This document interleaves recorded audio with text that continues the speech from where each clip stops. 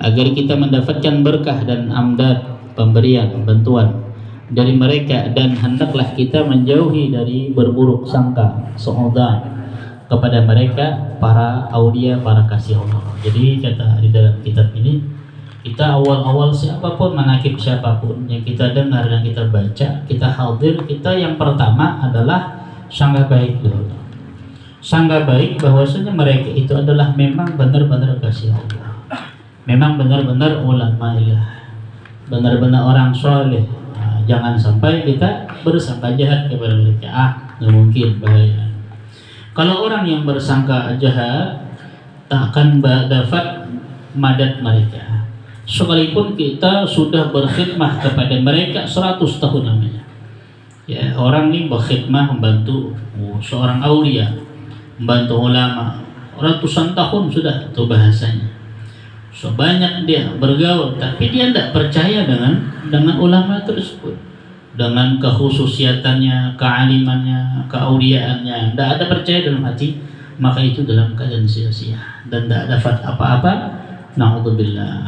Maka Nabi SAW bersabda, khaslatani laysa fawqahuma syai'un minal khair, husnul dhan billah wa husnul dhan bi'ibadillah. Wa hasratani laysa dunahuma syai'un minasyarr, su'udzan billah wa su'udzan bi'ibadillah. Rasulullah SAW bersabda, dua perkara yang tiada ada atasnya suatu yang lebih baik daripada keduanya, yaitu adalah sangka kepada Allah yang baik dan sangka kepada hamba-hamba Allah yang baik. Itu tidak ada lagi yang paling hebat daripada itu. Dan yang dua perkara yang paling buruk, yaitu adalah tidak ada yang lebih buruk daripada keduanya, kecuali mereka bersangka jahat kepada Allah dan bersangka jahat kepada hamba-hamba Allah. Itu bahkan orang-orang yang sudah punya thariqah wajib bersangka baik, lebih-lebih lagi menyangka pada orang-orang itu adalah lebih baik daripada aku. Itu diantara ajaran-ajaran mereka orang-orang sufi itu seperti itu. Dan telah diriwayatkan bahwa manakala dibaca manaqib orang-orang saleh, orang-orang wali, para kekasih Allah, maka akan diturunkan oleh Allah beberapa rahmat kepada orang yang baca dan orang yang hadir mendengarkannya. Maka kita mengharap kepada Allah, mudah-mudahan dalam membaca manaqib ini Allah Subhanahu wa ta'ala turunkan rahmatnya yang luas kepada kita sekalian. Amin ya rabbal alamin. Dan mudah-mudahan hajat-hajat kita diqabul oleh Allah Subhanahu wa ta'ala. Ya Rabbi warham li syekhina Abil Badri wa subba fi qabrihi rahmatu wan ni'ami. Bijahi ya Rabbana hassil maqasidana wa akhtim bi khatimatil husna ma'as salami. Wa salli ya Rabbana ala nabi al-hashimi wal ali wa sahbihi wa atba'a kullihim. Di antaranya, dan ketika mendekati masa kelahirannya, pada waktu itu di negeri Banjar dalam keadaan kacau balau, yaitu waktu tentara penjajah Jepang sudah memasuki negeri Banjar. Dan untuk mendapatkan keamanan, maka kedua orang tua Guru Sokumbun, guru kita, keluar dari kampung Keraton ke kampung Tunggul Irang seberang, menuju ke rumah Abdullah, yakni sepupu dari nenek beliau yang bernama Sofiyah. Dan di sanalah mereka tinggal untuk sementara waktu. Dipilih kampung Tunggul Irang seberang itu karena di kampung tersebut tidak pernah dimasuki oleh penjajah Belanda. Dan hal itu terjadi karena apa? Karena ada seorang ulama yang sangat disegani, berwibawa dan karisma, serta dianggap orang punya keilmuan zahir dan batin, yaitu Tuan Guru Haji Abdurrahman atau Tuan Guru Haji Adu. Ini adalah salah satu kai daripada Tuan Guru Badruddin. Nah, kita datangi Wali 5 di Tunggul Irang. Kemarin kita ziarah ke sana. Dan ketika radhiyallahu anhu Guru Sokumbun dilahirkan ke dunia dari perut ibundanya, yaitu pada sekitar jam 2 malam Arba 27 Muharram 1361 Hijriah, atau bertepatan dengan 11 Februari 1942 Miladiah. Ketika itu matanya radhiyallahu anhu hanya terpejam dan tidak ia menangis seperti bayi pada lazim kebanyakan. serta tubuhnya pun membiru, hingga neneknya radhiyallahu an yang bernama Salbiyah mengira kalau cucunya ini akan meninggal dunia. Dan dengan berkah doa dari Tuan Guru Haji Abdurrahman, maka tubuhnya radhiyallahu an, tubuh guru kita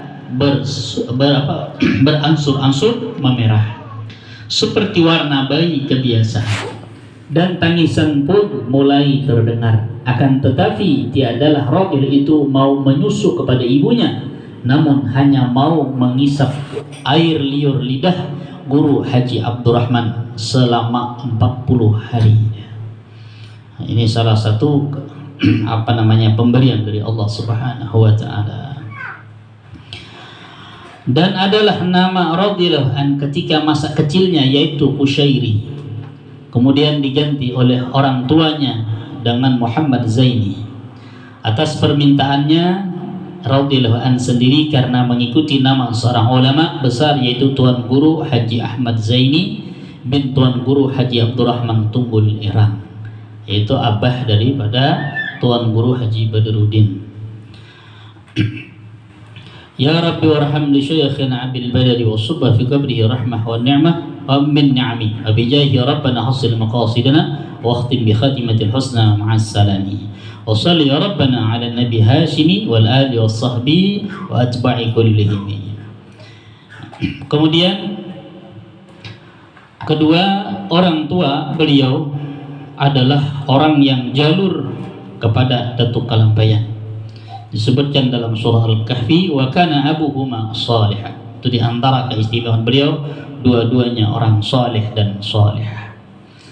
Yaitu adalah nasab radhiyallahu an, keturunan beliau dari pihak ayahanda adalah Abdul Ghani bin Abdul Manab bin Muhammad Saman bin Muhammad Sa'ad ibn Abdullah ibn Alim al-Allamah Mufti Muhammad Khalid ibn Alim al-Allamah Khalifah Hasanuddin ibn Maulana Syekh Muhammad Arsad Al-Banjari. Dan bermula nasab dari pihak bundanya adalah Masliyah binti Sofiyah binti Muhammad Yusuf bin Al-Alim Al-Allamah Mufti Muhammad Khalid ibn Alim Al-Allamah Khalifah Hasanuddin bin Maulana Syekh Muhammad Arsad bin Abdullah Banjari Kalampayan. Nah, maka berkumpul nasab orang tuanya daripada datuknya yang kelima, yaitu Al-Alim Al-Allamah Mufti Muhammad Khalid. Jadi dua-duanya adalah keturunan Al-Arsyadiyah, bubuhan Datuk Kalampayan. Itu diantaranya. Kemudian lagi dari pihak guru-gurunya, guru-guru beliau.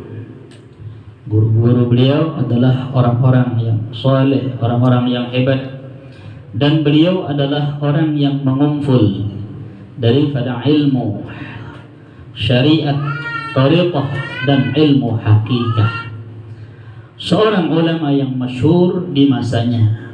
Maka itu kalau sudah mengumpul ini disebutkan dalam hikam jami'. Apa jami'? Yaitu mengumpul antara ilmu syariat, ahli di bidang syariat beliau, orang yang menguasai fikih arba' mazahib, dan juga orang ahli tariqah.